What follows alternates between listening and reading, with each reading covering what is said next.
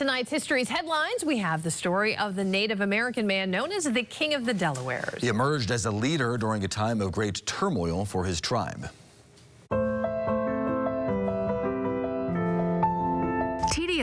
The Native American man who would later be called the King of the Delawares was born around 1700 near modern-day Trenton, New Jersey. He was a member of what's called the Lenape tribe. The English called them the Delawares because the first Englishman to spot them was named Lord Delaware. By then, white settlers were no longer a novelty in the area.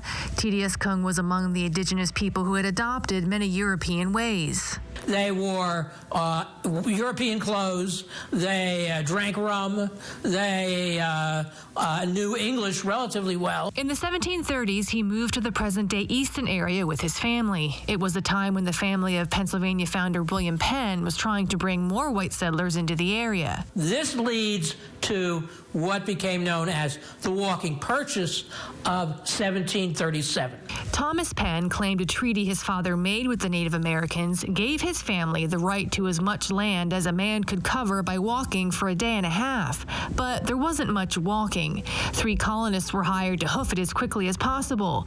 T.D.S. Kung was among those who lost his land in the aftermath. Of course, he's furious, and the rest of the Indians are furious. As a matter of fact, there are a lot of white people who were upset by it because they said it was a fraud. T.D.S. Kung moved to the Wyoming Valley. He would emerge as a spokesman for his tribe in the 1750s and 60s during treaty conferences with other tribes and the colonial government in Easton and Philadelphia. He was seeking assurances that his people could remain where they were.